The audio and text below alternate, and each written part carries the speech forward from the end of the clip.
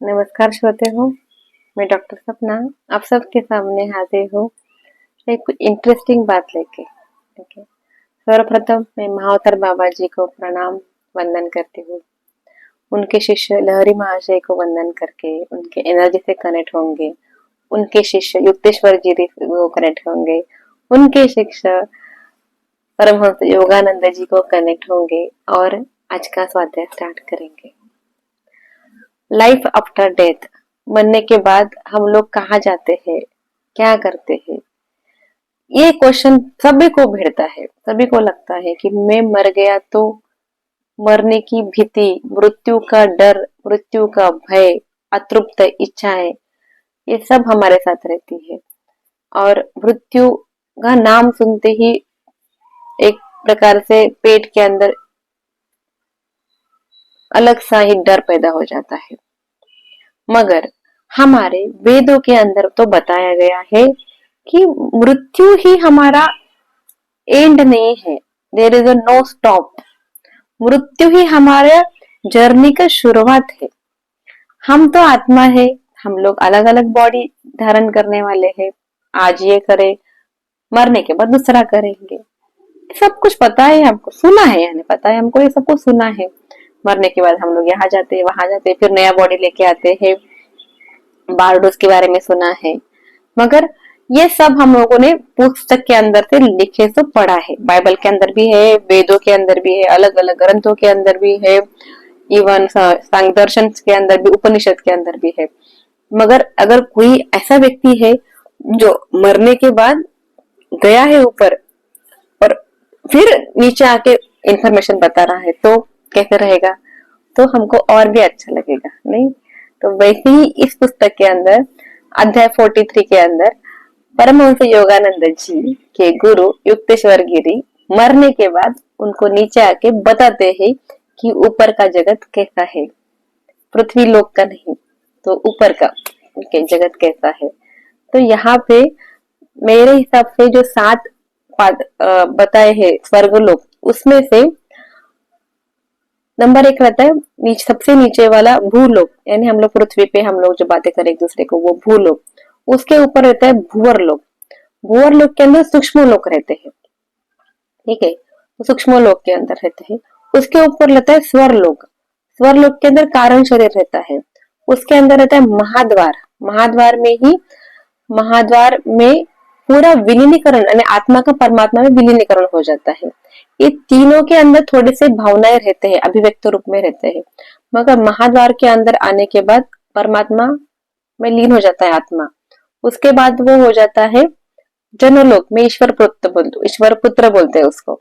उसके बाद तपोलोक। तपोलोक के अंदर वहां पे कोई भी नहीं रहता, वहां पे रहता है बस एक नाद, ओमकार का नाद रहता है और शांति रहता है। उसके ऊपर सत्य लोक, ब्रह्म सत्य करके जो बोलते हैं ना, ब्रह्म एक ही रहता है वहां पे। तो ये 7 पाताल लोक के अंदर के बीच का भू भूवर और स्वर लोक का इंफॉर्मेशन इन्होंने दिया, युक्तेश्वर गिरी ने दिया है मरने के बाद फिर नीचे आके। तो उन्होंने बताया कि जब वो एक मुंबई का एक होटल है, रिजेंट होटल के अंदर परमहंस योगानंद बैठे रहते हैं।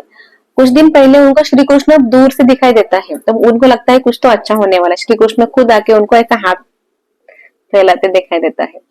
फिर थोड़े दिन के बाद जब वो बैठे रहते हैं तो एकदम से रूम के अंदर लख प्रकाश, सूर्य के जैसा प्रकाश आ जाता है और वहां पे प्रकट हो जाते हैं युक्तेश्वर गिरी। युक्तेश्वर गिरी प्रकट होते ही वो उनको बहुत जोर से हक करता है और बोलता है कि महादेव महाराज आप तो मर गए थे ना, कहाँ से आए हैं करके क्वेश्चन पूछता है। तो वो फिर तब उन्होंने पूरा इन्फॉर्मेशन बताया कि वो कहाँ गए थे और क्या करते हैं। तो उन्होंने बताया कि जैसे कि हमारे पृथ्वी तल के अंदर हमको मुक्ति पाने के लिए हम सदगुरु का सहारा लेते हैं, ओके, वैसे ही सूक्ष्म शरीर, सूक्ष्म लोक के जो हिरण्य लोक है, सूक्ष्म लोक के बहुत सारे लोक, अलग अलग लोक है, उसमें से जो टॉप लोक थे हिरण्य लोक, वहां के जो आत्माएं है उनको मैं कारण लोक यानी स्वर लोक के अंदर शिफ्ट करने के लिए हेल्प करता हूँ करके बताया है। तो देखिए, ये ही नहीं है मरने के बाद खत्म, ऐसा कुछ भी नहीं है। मरने के बाद तो जिंदगी हमारी चालू हो रही है। अगर हमने यहाँ पे अच्छा कर्म किया तो हमको मिलेगा ऊपर का लोग। अच्छा कर्म करने दो, खराब करने दो, मरने के बाद हम लोग कहीं तो जाएंगे, फिर वहां से फिर से हम लोग इधर आएंगे। अगर जाना आना जाना आना जाना आना अगर नहीं करना है तो अभी बहुत अच्छा अच्छा अच्छा कर्म करना पड़ेगा, और अच्छा कर्म करे तो ऊपर चले जाएंगे। फिर परमहंस योगानंद कुछ क्वेश्चन पूछते हैं उनको, कैसा है वहां पे, क्या है वहां पे। तो वो बताते हैं कि यहाँ पे जैसे हम लोग 60 ईयर तक हमारा लाइफ स्पेन, 60 to 100 100 साल तक हम लोग जीते हैं समझो यहाँ पे। तो वहां पे सूक्ष्म लोक के अंदर का जिंदगी जीने का जो ये है वो 500 to 1000 ईयर तक है, यानी 500 से 1000 ईयर तक हम लोग वहां पे जिंदगी जीते हैं। और कारण जगत के अंदर तो बहुत सारा बहुत है, वहां पे हजारों साल तक हम लोग वहां पे जिंदगी जीते हैं, लाइफ स्पैन इतना बड़ा रहता है हमारा। ठीक है। और उन्होंने बताया है इस बुक के अंदर कि मानव शरीर जो स्थूल शरीर है वो, उसको क्या चाहिए, ऑक्सीजन चाहिए, खाना पीना चाहिए जिंदगी जीने के लिए, करेक्ट है। तो उनको क्या चाहिए, तो स्वर्ग लोग यानी सूक्ष्म जगत, सूक्ष्म लोगों को जिंदगी जीने के लिए ऑक्सीजन नहीं चाहिए वहां पे चाहिए प्रकाश। तो प्रकाश के किरणों से वहां पे वो जिंदगी जीते हैं, और मंत्र शक्ति चाहिए वहां पे। ये दो चाहिए वहां पे। और उसके बाद कारण शरीर के अंदर तो वहां पे कुछ भी नहीं चाहिए, वहां पे बस आनंद ही है उनका भोजन, और दूसरा कुछ भी नहीं है।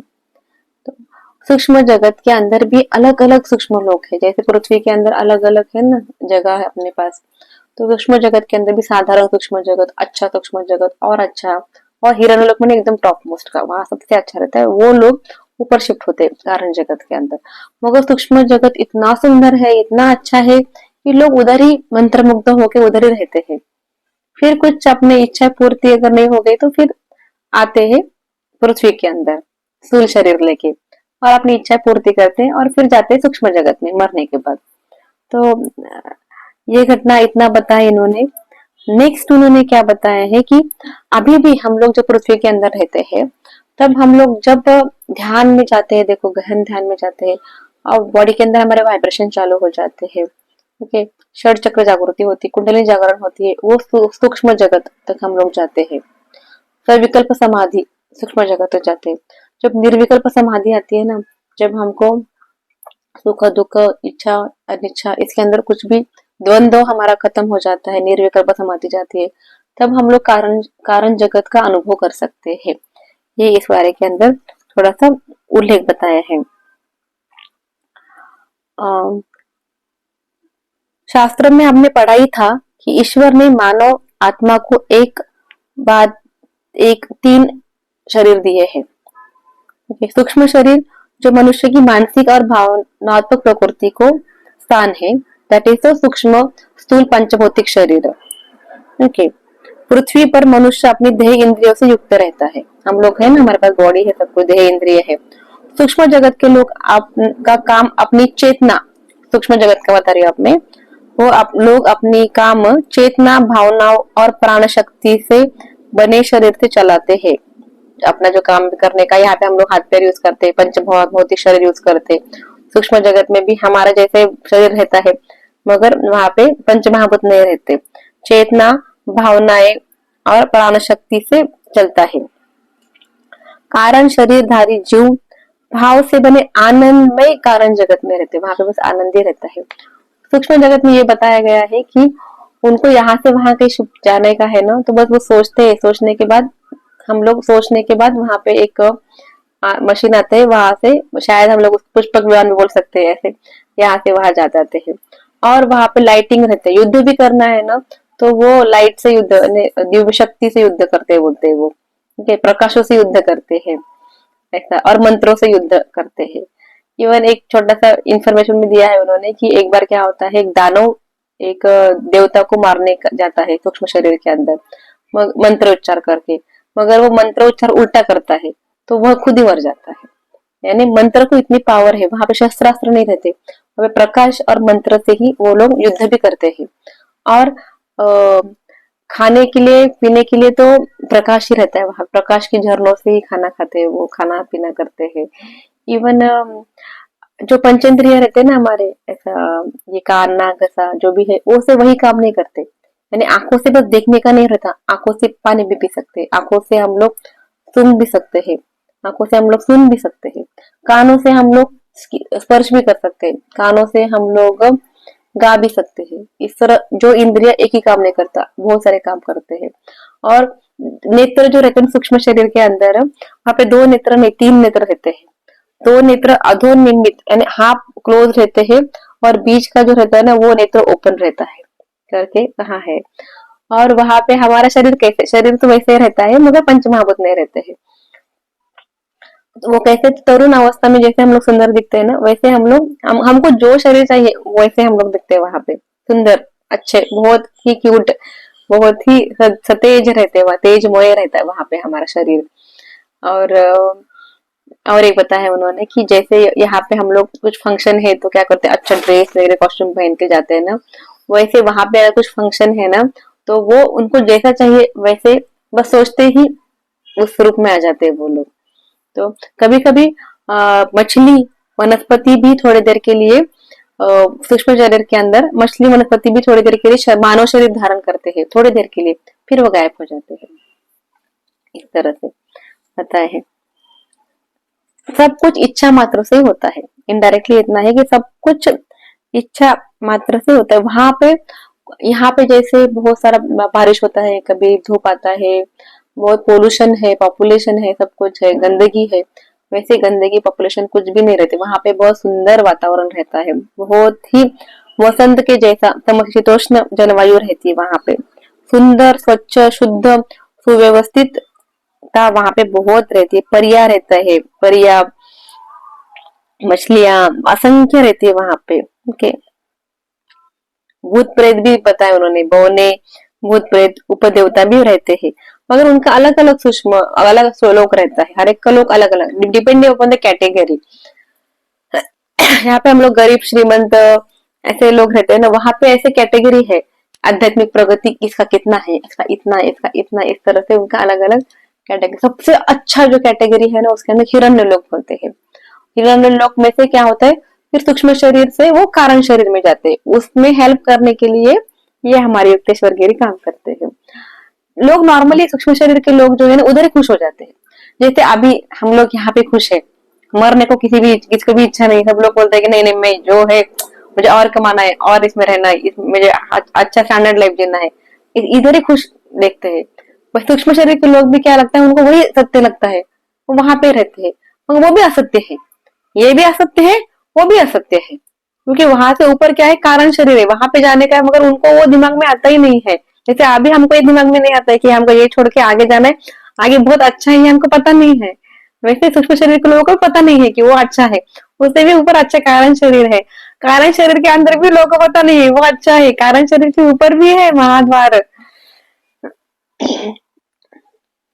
ठीक है। तो और बताया कि अभी उनको बच्चे कैसे पैदा होते हैं सूक्ष्म शरीर के लोगों को। तो जब हम लोग पृथ्वी जगत के अंदर के जो लोग हैं ना वो मरते हैं, ठीक है, मरने के बाद ऊपर जाते हैं, तो जब मेरा और उनका जब फ्रीक्वेंसी मैच होता है, वो वहां पे पैदा हो जाते हैं। इन्होंने कैसे बताया बताती हूँ मैं। वहां कोई भी नारी गर्भ से जन्म नहीं लेता, मैंने कोई भी पैदा पेट से नहीं होता। सूक्ष्म जगतवासी अपने विराट इच्छा शक्ति से विशिष्ट रचना के अनुसार लघु रूप दिए सूक्ष्म शरीर को अस्तित्व में लाकर संतान प्रकट करती है। हाल ही में, जैसे सुनो, हाल ही में स्थूल शरीर से मुक्त हुआ जो, यानी स्थूल हमारे पृथ्वी जगत के मुक्त हुआ जो अपने समान मानसिक एवं आध्यात्मिक प्रवृत्तियों को रखने वाले सूक्ष्म जगतीय परिवार में उसका आमंत्रण पे जन्म लेता है। इसीलिए इसीलिए आध्यात्मिकता और हमारी मानसिकता को इतना महत्व है। हम जितने आध्यात्मिक प्रगति करेंगे, जितना मानसिक हम संतुलन में रहेंगे, उतना सूक्ष्म शरीर के अच्छे कुटुंब के अंदर हमारी जन्म होगा। ये बात मुझे बहुत इंटरेस्टिंग लगी थोड़ा सा। सूक्ष्म शरीर में सूक्ष्म मस्तिष्क अर्थात प्रकाश का सदर कमल होता है। ओके, तथा सुषुम्ना में स्थित छह चक्र जागृत रहते हैं। सूक्ष्म शरीर के अंदर सदैव छह चक्र जागृत रहते हैं, जैसे हमारे अंदर नहीं रहते, जिन किसी किसी के अंदर रहते हैं। हृदय सूक्ष्म मस्तिष्क से महाप्राण शक्ति और प्रकाश प्राप्त करता है। अभी हमारा हृदय क्या प्राप्त करता है? अभी हमारा हृदय प्योर ब्लड, इनप्योर ब्लड प्राप्त करता है। लंग से ऑक्सीजनेटेड ब्लड लेता है, फिर आर्टरीज पूरा बॉडी को सप्लाई करता है, वेनस पूरा ड्रेन होता है हमारे शरीर के अंदर। मगर सूक्ष्म शरीर के अंदर हृदय सूक्ष्म मस्तिष्क से महाप्राण शक्ति और प्रकाश प्राप्त करता है। महाप्राण शक्ति और प्रकाश प्राप्त करता है और उसे सूक्ष्म नाड़ियों, 72 नाड़ियां, उसे सूक्ष्म नाड़ियों तथा शरीर के कोशिकाओं या प्राण अणु में प्रवाहित करता है। सूक्ष्म जगत के जीव प्राण अणु की शक्ति और पवित्र मंत्र के स्पंदनों से ही रूप में परिवर्तन कर सकते हैं। अभी पृथ्वी के अंदर हम लोग हैं, हमारे अंदर कुछ कुछ संत लोग जो ध्यान करते हैं, वो लोग उनका कुंडलिनी जागृत होता है, षड चक्र जागृति होता है, ठीक है। वैसे ही सूक्ष्म जगत के अंदर भी अलग अलग लोग हैं, जो लोग जिनको हृदय से प्रॉपर अमाउंट में वो मस्तिष्क से क्या क्या लिए उन्होंने, महाप्राण शक्ति जितना हम लोग कैप्चर करते हैं, जितना हम लोग प्रकाश लेते हैं, उतना हम लोग अलग अलग रूप प्राप्त कर सकते हैं। तो वहां पे भी कैटेगरीज है ये पता चला। ओके, गुरुदेव क्या सूक्ष्म जगतवासी सुंदर होते हैं? वहां के लोग सुंदर होते हैं क्या, पूछा है क्वेश्चन अपने परमहंस जी ने।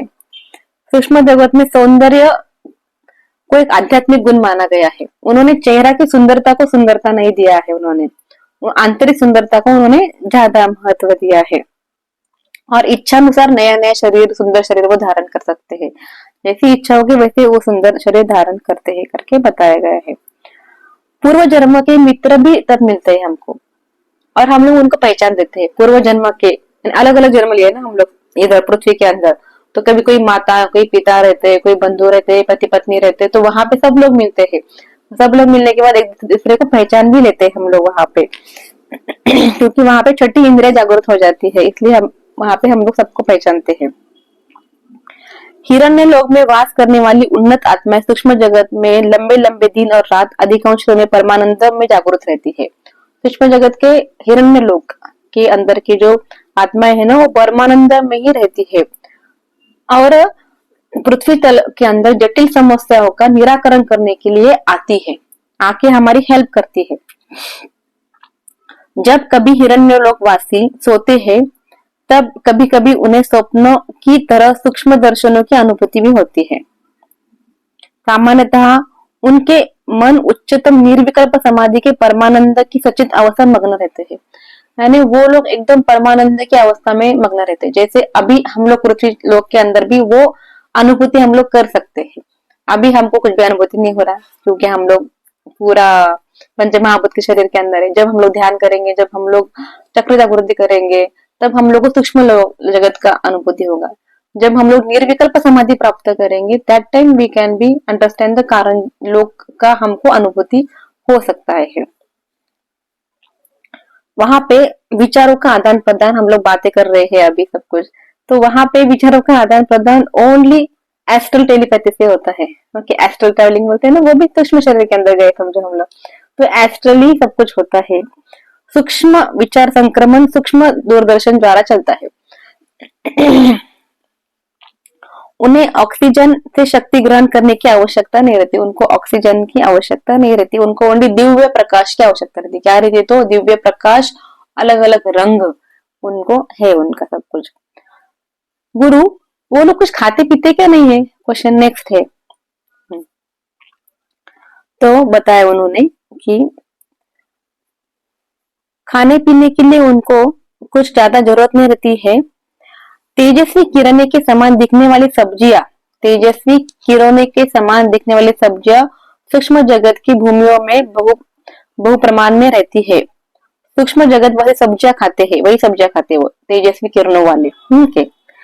और प्रकाश के तेजस्वी झरने नदी नालों में बहने वाला एक प्रकार का अमृत पीते हैं।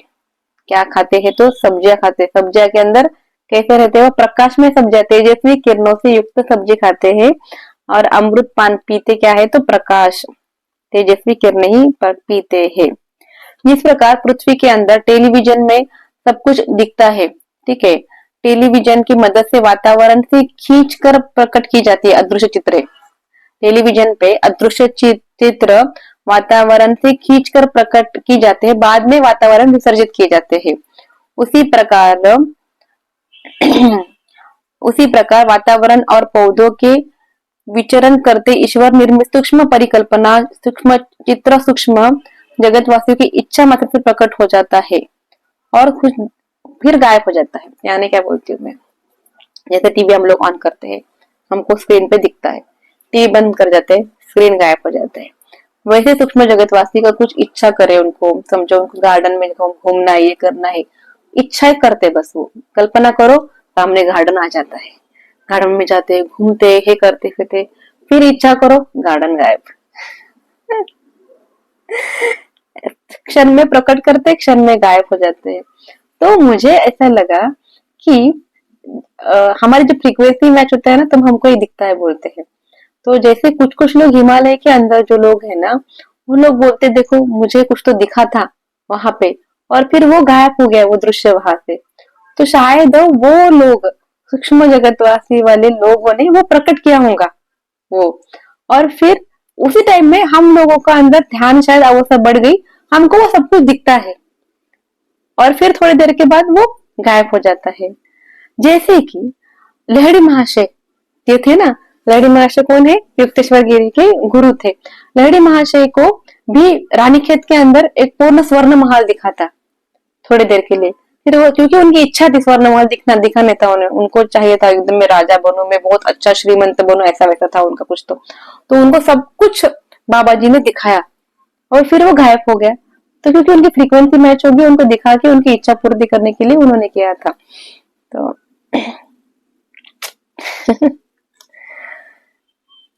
ये दिव्य परमानंद के सिवा कुछ भी सेवन नहीं करते। कहाँ पे? कारण जगत के लोग जो रहते हैं ना, बस परमानंद का ही सेवन करते हैं। पृथ्वी लोक से मुक्त हुए सूक्ष्म जगत में आई आत्मा पृथ्वी पर लिए हुए अपने भिन्न भिन्न जन्मों के मिले माता पिता से मिलती है करके फिर से इधर बताया है। उनकी जीवन काल का अवधि 500 से 1000 वर्ष तक रहती है। सूक्ष्म जगत अनचाही मृत्यु, रोग, वृद्धावस्था से मुक्त रहते हैं। ओके, यहाँ पे मृत्यु वगैरह जो रहता है अनचाही नहीं रहते, वो लोग खुद ही बोलते हैं कि बस मेरा ये जन्म खत्म हो गया, वो मर जाते हैं, ऐसा है वो। जैसे यहाँ पे जीने के लिए हवा, अन्न, पानी रहता है, निद्रा की आवश्यकता रहती है, सूक्ष्म जगत में ऐसा आवश्यकता नहीं रहती। वहां पे बहुत सुंदर रहता है वो, वहां पे जाने के बाद ना हम लोग उधर ही लुप्त हो जाते हैं, यानी उतना सुंदर रहता है वो। सूक्ष्म शरीर की मृत्यु होने पर जिन प्राणाणु से वह बना था वह सब प्राणाणु बिखर जाते हैं। जैसे अभी हम लोग मरने के बाद मिट्टी में मिलन जाते हैं और फिर आत्मा बाहर निकलता है ना, वैसे सूक्ष्म जगत में जब मरते हैं तो वो किससे बन रहते हैं? प्राणाणु से बन रहते हैं, यानी प्राण शक्ति के कणिकाएं, तो उसमें बिखर जाते हैं। सूक्ष्म और स्थूल जन्म मृत्यु के चक्रों से बार बार गुजरना पड़ना ही मायाबद्ध के कारण होता है करके बताया है। नेक्स्ट क्वेश्चन क्या है बताए क्या कि पूज्य गुरुवर्य पृथ्वी लोक में और सूक्ष्म जगत में तथा कारण जगत में जो पुनर्जन्म होता है उनमें क्या फर्क है, जरा विस्तार से बताएंगे। तो कारण जगत में 35 बीज भाव रूप है। अभी सुनो, थोड़ा सा मुश्किल जाएगा। 35 बीज रूप गर्भस्थान के लिए इंपॉर्टेंट है कारण जगत में। उसमें से 19 जो है वो सूक्ष्म शरीर वाले वासियों के लिए चाहिए और 16 जो है स्थूल शरीर वासियों के लिए चाहिए।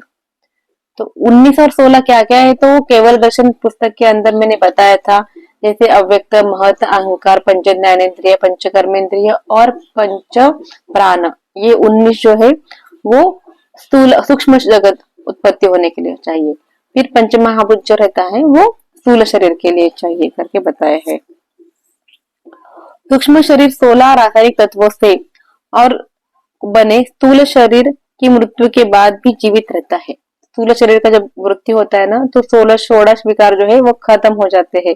मगर 19 जो तत्व है ना, वो भी अभी जीवंत रहते हैं। किसमें? सूक्ष्म शरीर में।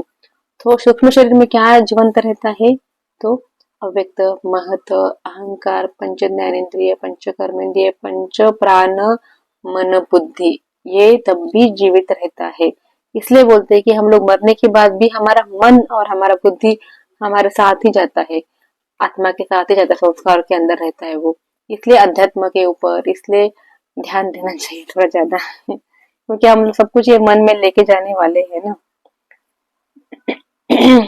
सूक्ष्म जगत में उपभोग स्पंदनों के साथ होता है, स्पंदन से ही उपभोग करते, वहां पे खुशी वहां से प्राप्त होता है। सूक्ष्म जगत के लोग प्रकाश के गंध, स्पर्श, रस के अनुभव भी करते हैं। प्रकाश ही रहता है मेन वहां पे, प्रकाश और स्पंदन। प्रकाश से युक्त सब्जियों खाते हैं, प्रकाश से युक्त रंग पीते हैं, झरनों के पानी पीते हैं, और प्रकाश के स्पंदन में ही वो खुशी पाते हैं। कारण जगत में इच्छाओं की पूर्ति अनुभूतों से ही होती है। कारण जगत में तो शरीर रहता ही नहीं, शरीर तो सूक्ष्म जगत में भी नहीं रहता, शरीर बस स्थूल जगत में रहता है। सूक्ष्म जगत में बस एक उसका छठा छठा रहता है, छठ भाव रहता है, भावनाएं से युक्त रहते, चेतना भावनाएं रहते वहां पे। और कारण जगत में बस आनंद ही रहता है, बस वो इच्छा अपने इच्छा पूर्ति उतना अनुभव ही रहता है उनको, बस अनुभूति से ही होता है सब कुछ।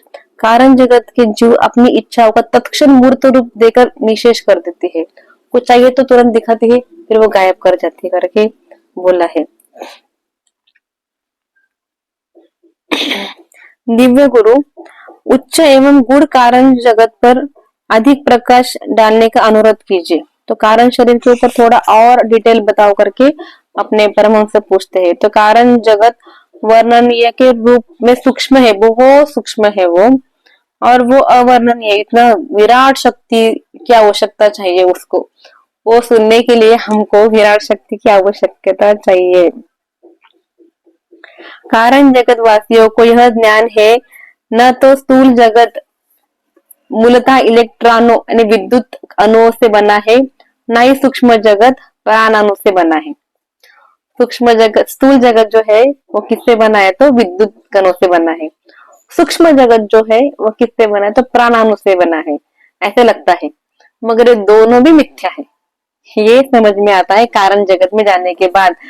अभी हमको लगता है ये सच है, ये भी सच नहीं है। मरने के बाद जब हम लोग जाते हैं सूक्ष्म लोक के अंदर, तो हमको लगता है वो सच है, वो भी सच नहीं है। ये कब पता चलता है? जब हम लोग जाते हैं कारण जगत के अंदर। कितना जीना है हमको, देखो अभी लगता है ये ही मरने के बाद यहाँ पे खत्म नहीं होता, यहाँ से जिंदगी हमारा चालू हो रहा है, क्योंकि ये माया के कारण ही सब कुछ समझ में नहीं आ रहा है। वो भी बताया उन्होंने, ये माया की भूमिका जब तक हमको समझ में नहीं आती तब तक हमको लगता है कि ये जो दिख रहा है वही सत्य है। यहाँ पे अभी कारण जगत के अंदर का खाना क्या है? तो चिर नूतन ज्ञानामृत ही खाना है वहां पे, और वहां का लिक्विड आइटम द्रव पदार्थ का शांति का झरना उनका पान है। ये हजारों वर्ष तक जीवंत रहते हैं वहां पे लोग कारण शरीर के अंदर।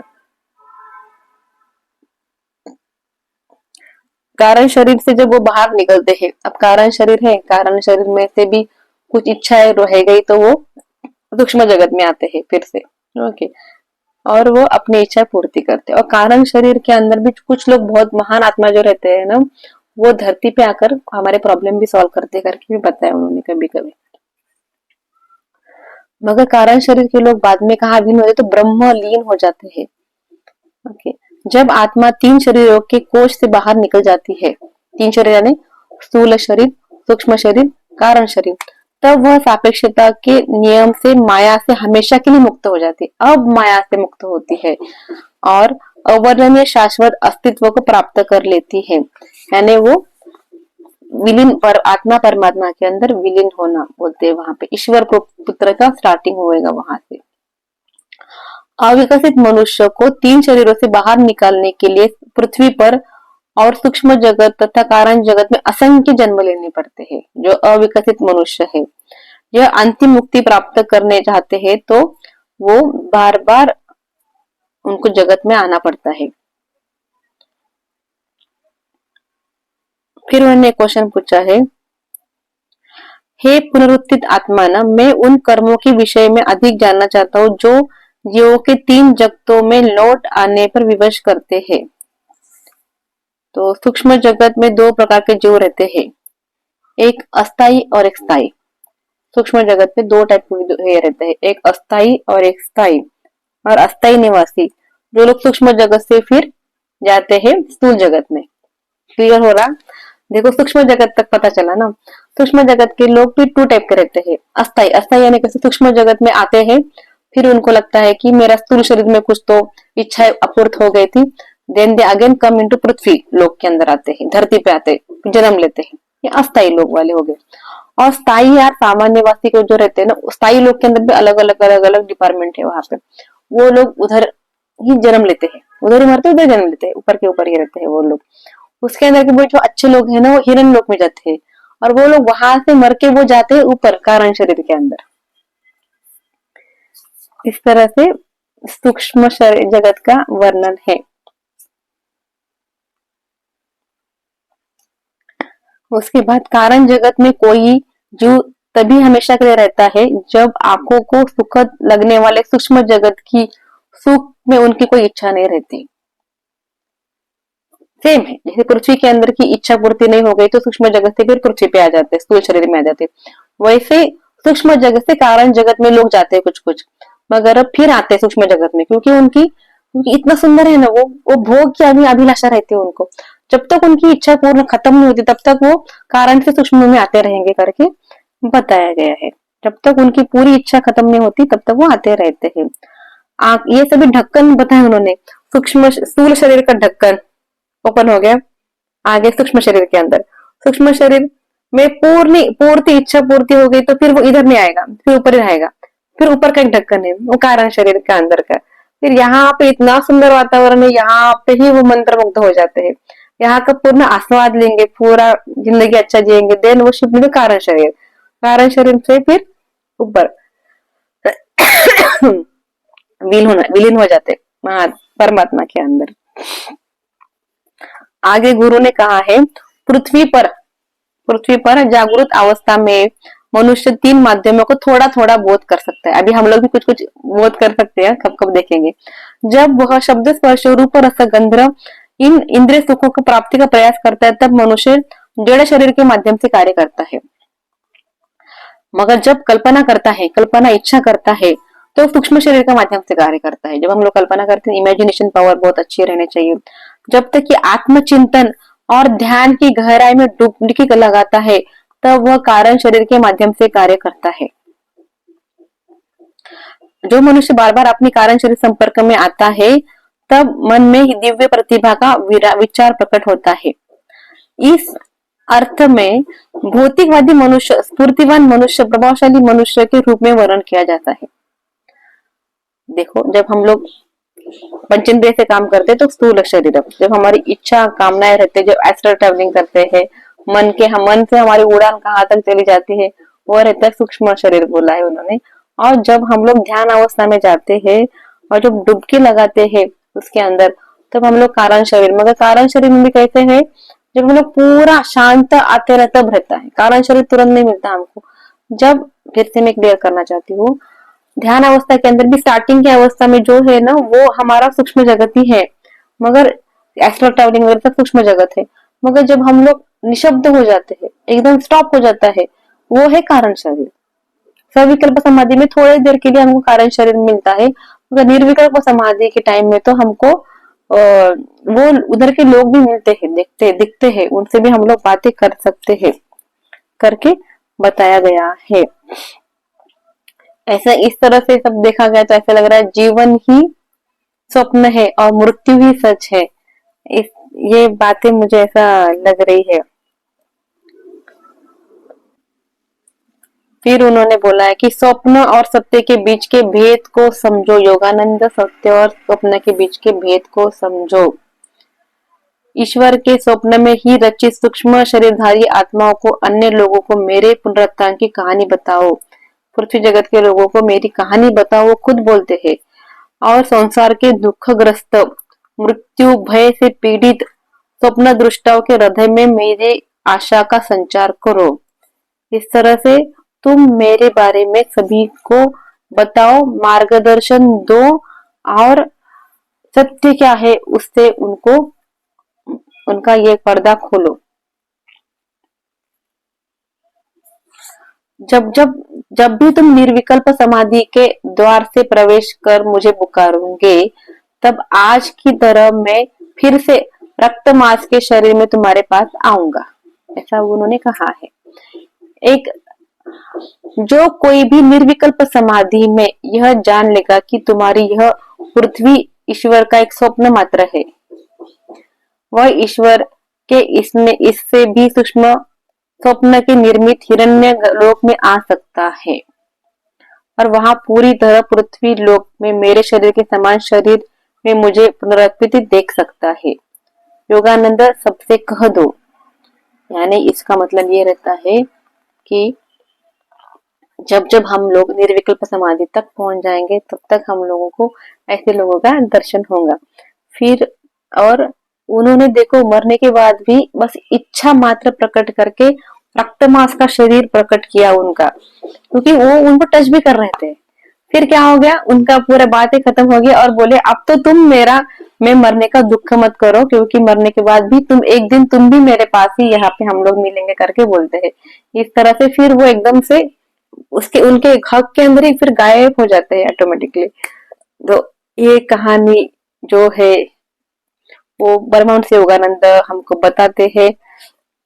इतना वर्णन उन्होंने बताया है कि ये वर्णन सुनने के बाद मैं तो बहुत ही खुश हो गई कि मृत्यु का भय तो ध्यान अवस्था में आने के बहुत सारा चला जाता है, मगर एक क्वेश्चन मार्क रहता है कि मैं इस जगत में क्यों आई हूँ, मुझे कहाँ जाना है, मुझे आगे जाके क्या करना है और हम लोग कहाँ जाने वाले। इस क्वेश्चन के आंसर ये चैप्टर में मिल चुके हैं, मगर जब तक कि हम लोग नहीं मरेंगे तब तक तो हम लोगों को ये पता नहीं चलेगा। वर्णन तो बहुत ही जबरदस्त इंफॉर्मेशन हमको ग्रंथ में मिलता है, मगर कोई मरने के बाद फिर आके बताए तो कितना अच्छा लगा ना सबको सुन के। तो अगर आप लोगों को कुछ प्रॉब्लम है इसके अंदर, तो आप लोग फिर से ये बुक्स पढ़ सकते हैं। परमहंस योगानंद जी का ऑटोबायोग्राफी ऑफ योगी, योगी कथामृत 43 अध्याय फिर से सुनिए, क्योंकि मैं भी एक मनुष्य मात्र प्राणी हूँ, मेरे से भी कुछ गलतियां हो सकती है। तो कुछ अगर मेरे से गलत हो गया तो आप सबसे मैं मनपूर्वक माफी मांगती हूँ। धन्यवाद आप लोग मेरे से जुड़ने के लिए। ऐसे ही मेरे साथ जुड़ते रहिए और आपका जो भी डाउट है या आपको जो भी लगता है कि नेक्स्ट टॉपिक इसके ऊपर करना है तो मुझे बोलते जाइए। धन्यवाद धन्यवाद धन्यवाद। आपका दिन शुभ और मंगलमय हो।